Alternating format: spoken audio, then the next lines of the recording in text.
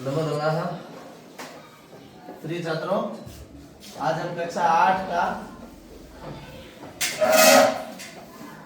संस्कृत का जो अंतिम पाठ है उसको पढ़ रहे हैं। आर्यभट्ट। क्या पढ़ रहे हैं? आर्यभट्ट। देखिए, भारतवर्ष की अमूल्य निधि है ज्ञान विज्ञान की सुदीर्घ परंपरा। भारतवर्ष की अमूल्य निधि है ज्ञान विज्ञान की सुदीर्घ परंपरा। लिखा हुआ है, इस परंपरा को संपोषित किया है प्रबुद्ध मनुष्यों ने। इन्हीं मनुष्यों में अग्रगण्य यानी सबसे आगे गिनने योग्य कौन थे? आर्यभट्ट।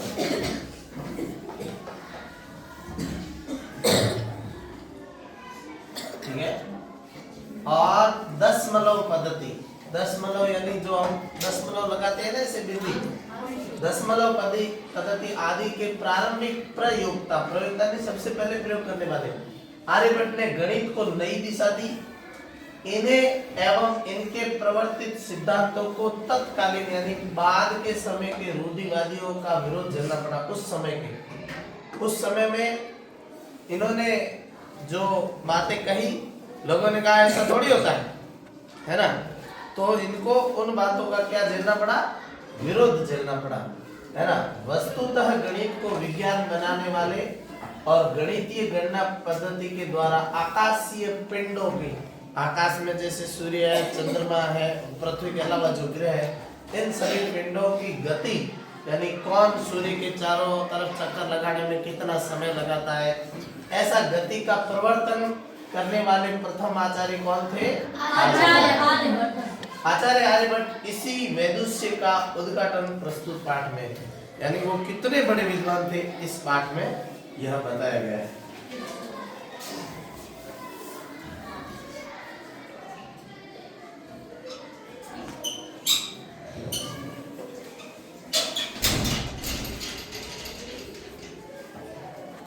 ठीक है, तो लिखा हुआ है, पूर्व दिशायाम उदयति सूर्य। क्या है? पूर्व दिशा में सूर्य उदय होता है और पश्चिम दिशायाम च अस्तम गच्छति, और पश्चिम की दिशा में अस्त होता है। इति दृश्यते ही लोके, संसार को जिसने यह दिखाया, परम न अनेन अवबोधम अस्ति यत सूर्यो गतिशील इति, है ना। यह कोई नहीं जानता कि सूर्य गतिशील है। सूर्यो अचल, सूर्य अचल है। संसार सारा यही जानता है कि सूरज इधर से उगता है और इधर अस्त होता है, यानी पूर्व से उगता है और पश्चिम में अस्त होता है, जबकि सूरज कहीं नहीं जाता है। सूरज अपनी जगह पर अचल है। पृथ्वी चला, और पृथ्वी जो है वो सूर्य के चारों ओर क्या लगा रही है? स्वकीय अक्षे, यानी अपनी जगह पर पृथ्वी घूम रही है।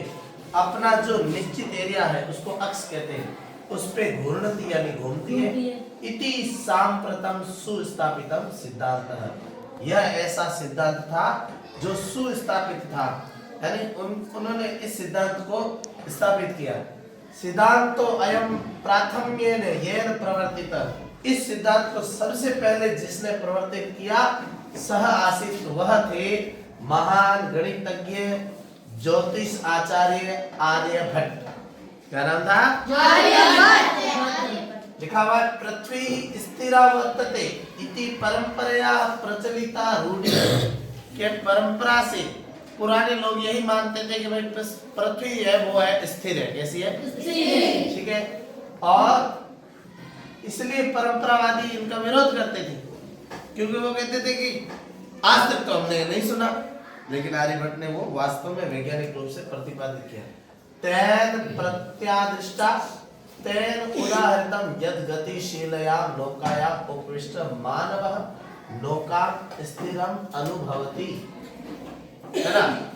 कह रहे हैं कि जब हम नाव पे चलते हैं, ठीक है, और नाव पे चलते हैं तो नाव चलती तो नाव है, लेकिन नाव पे बैठे वाले आदमी को लगता है कि भाई पानी चल रहा है। क्या चल रहा है? पानी। ऐसे हम पृथ्वी पे बैठे, इसलिए हमारे को क्या लगता है कि भाई सूरज है वो चल रहा है, जबकि सूरज स्थिर है, पृथ्वी है वो घूम रही है। ठीक है, तो लिखा हुआ अन्यान च पदार्थान गतिशीलान अवगच्छति, है ना। और भी जो पदार्थ है वो गतिशील लगते हैं नाव में।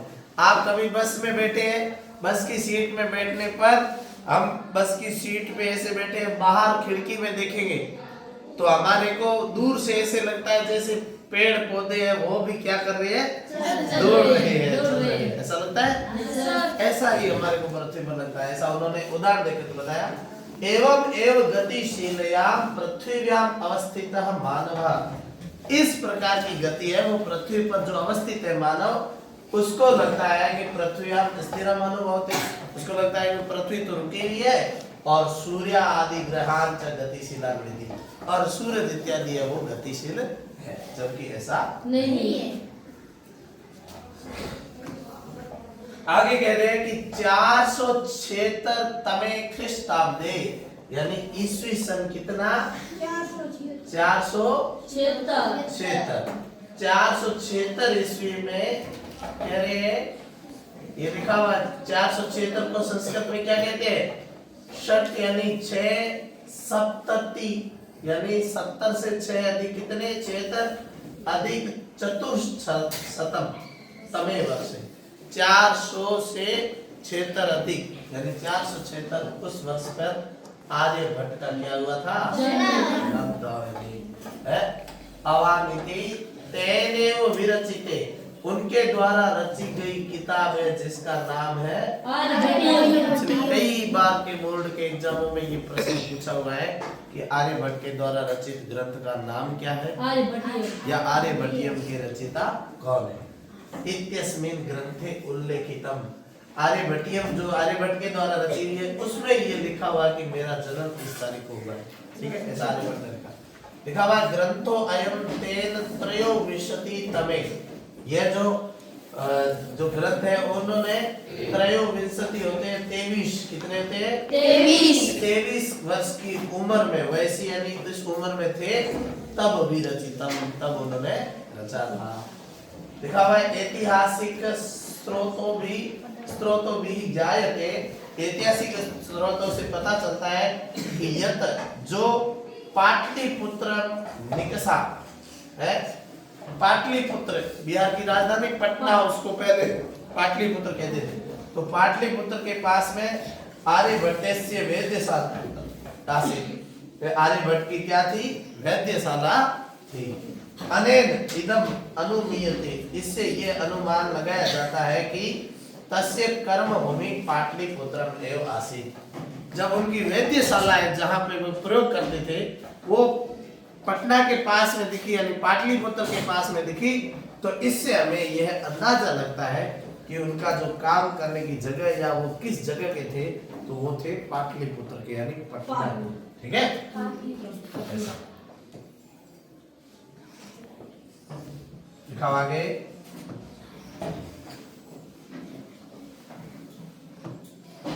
आर्यभट्टस्य योगदानम गणित ज्योतिषा संबंधम वर्तते, यत्र संख्यानाम आकलनम महत्वम आददाति। कह रहे हैं कि आर्यभट्ट का जो योगदान है, उसी योगदान की वजह से गणित और ज्योतिष के जो संबंध है वो है, और संख्याओं का जो आकलन है, यानी हम जोड़ बाकी गुणा भाग जो करते हैं, ये संख्याओं के आकलन है, इनके द्वारा जो गणित में योगदान दिया गया है उस वजह से ही संभव हुआ है। आर्यभट्टः फलित ज्योतिष शास्त्रे न विश्वसिति स्म, है ना, कि और जो है ज्योतिष शास्त्र के बारे में जो है वो ज्यादा विश्वास नहीं करते थे। गणितीय पद्धता कृतम आकलनम आधारित एवं तेन प्रतिपादितम यद ग्रहणे, है ना, और उनकी जो गणितीय पद्धतियों के आधार पर जो आकलन था, आकलन का मतलब है जोड़ बाकी जोड़, है ना, तो उनकी जो जोड़ बाकी थी उसी से ही प्रतिपादित है क्या, कि ग्रहों में राहु केतु ना नाम के दानव नास्ति। उन्होंने कहा कि भाई ग्रहों के ऊपर के राहु लग जाता है, केतु लग जाता है, ऐसा वैसा कुछ भी नहीं। ज्योतिष को वो नहीं कहते, वो ज्योतिष में क्या ऐसे तेरे शनि वहां बैठा हुआ है, तेरे वहां बैठा, ऐसा नहीं। उन्होंने गणितीय पद्धतियों के आधार पर बताया कि ऐसा कुछ नहीं होता है। और लिखा हुआ है कारण तत्र तु सूर्य चंद्र पृथ्वी इति त्रीणि एव कारकाणि, कि ये जो हमारा जो भी है वो सारा जो ब्रह्मांड में चेंज होता है ना, जो ग्रहों की दशा जो चेंज होती है, इसका कारण तीन है। कौन है? एक तो सूर्य, दूसरा चंद्र यानी चंद्रमा, और तीसरा पृथ्वी। ये तीन ही कारक है। लिखा हुआ है कि सूर्य परितः, सूर्य के चारों ओर भ्रमणतया यानी घूमती हुई, पृथिव्याः यानी पृथ्वी के द्वारा, चंद्रस्य परिक्रमा पथेन के चांद के परिक्रमा के पथ पर संयोगाद ग्रहणम भवति, जो ग्रहण होता है वो संयोग से होता है।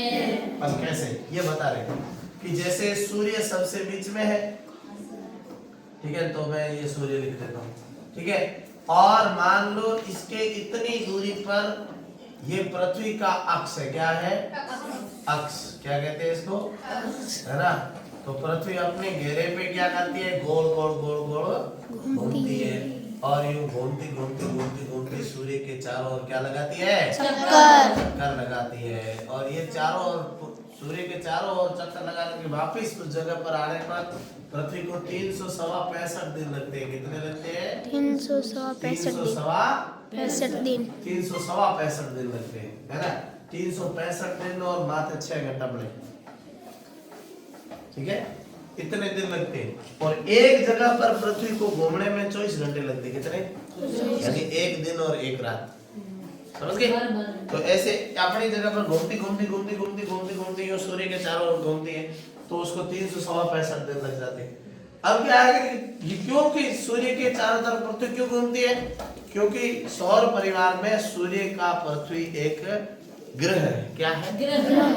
ठीक है, सौर मंडल में पृथ्वी सूर्य का ग्रह है, इसलिए सूर्य के चारों ओर चक्कर लगाती है। और पृथ्वी का जो ग्रह है, उसको ग्रह को उपग्रह कहते हैं। क्या कहते हैं? उपग्रह। तो चंद्रमा जो है वो पृथ्वी का उपग्रह है। क्या है? उपग्रह। तो ऐसी स्थिति कभी आ सकती है कि ये सूर्य है, ठीक है, और ये पृथ्वी है, और ये चंद्रमा है। ऐसी स्थिति कभी आ सकती है? नहीं आ सकती कि पृथ्वी सूर्य के चारों ओर घूम रही है और चंद्रमा पृथ्वी के चारों ओर घूम रहा है। तो कभी ऐसा हो सकता है कि ऐसा बीच में आ सकता है? बोलो, आ सकता है कि नहीं आ सकता है? आ सकता है। कभी ऐसा भी हो सकता है। तो ऐसी स्थिति में सूरज की जो किरणें हैं वो पृथ्वी पर पड़ती है, लेकिन चंद्रमा पे नहीं पड़ पाती, तो चंद्र ग्रहण होता है। क्या होता है? चंद्र ग्रहण। क्योंकि चंद्रमा पे है वो छाया सी दिखती है। वो छाया किसकी होती है? पृथ्वी की। सूरज की किरणें चंद्रमा पर, चंद्रमा सूर्य से ही प्रकाश प्राप्त करता है, लेकिन उसके पृथ्वी आड़ी आ जाती है। चंद्रमा छोटा है और प्रकाश है वो बड़ा है। तो ऐसी स्थिति में सूर्य जो है वो बड़ा है और चंद्रमा छोटा है, और पृथ्वी जो है वो चंद्रमा से बड़ी है। तो ऐसी स्थिति में क्या होता है कि ये चंद्र ग्रहण होता है। क्या होता है? और कभी कभी ऐसी स्थिति आ सकती है कि ये सूर्य है, सूर्य के चारों ओर चक्कर लगाती हुई पृथ्वी मान लो इधर आ गई, ठीक है, और बीच में आ गया चंद्रमा। क्या आ गया? चंद्रमा। पृथ्वी इधर आ गई। अब हम पृथ्वी से ऐसे देखेंगे तो सूरज पर आपको ऐसा काला सा कुछ धब्बा लग सकता है, या आधा सूरज ऐसा कटा हुआ सा दिख सकता है। तो वो किस वजह से? क्योंकि हम सूरज की तरफ सीधा देखना चाहते हैं, लेकिन चंद्रमा बीच में आ रहा है। तो ऐसी स्थिति में होता है, उसको कहते हैं सूर्य ग्रहण। क्या कहते हैं? सूर्य ग्रहण। हम कहते हैं सूर्य को ग्रहण लग गया, सूर्य को उन्होंने पकड़ लिया। पकड़ कुछ नहीं लिया, एक दूसरे की क्या पड़ रही है? छाया। क्या पड़ रही है? छाया पड़ रही है। ठीक है, तो यहाँ से आपको ये ध्यान रखना है। ठीक है,